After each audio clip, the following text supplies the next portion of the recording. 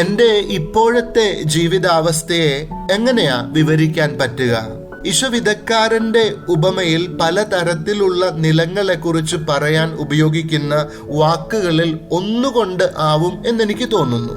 ഒന്നുകിൽ എൻ്റെ ജീവിതം വഴിയരികു പോലത്തെ ഒന്നാണ്, ഉള്ളില്ലാത്ത ജീവിതം, പുറംമോടി മാത്രം, അഭിനയം മാത്രം, മറ്റുള്ളവരെ കാണിക്കാൻ വേണ്ടി കാട്ടിക്കൂട്ടുന്ന കാര്യങ്ങൾ മാത്രമുള്ള ജീവിതം.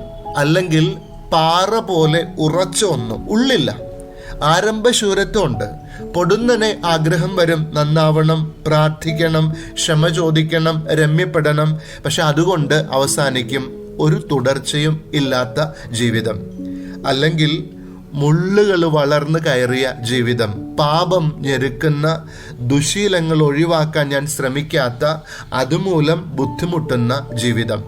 വിതക്കാരന്റെ ഉപമ നൽകുന്ന വലിയ ആശ്വാസം എൻ്റെ ജീവിതാവസ്ഥ എന്താണെങ്കിലും എനിക്ക് ഫലം പുറപ്പെടുവിക്കാൻ പറ്റും എന്നതാണ്.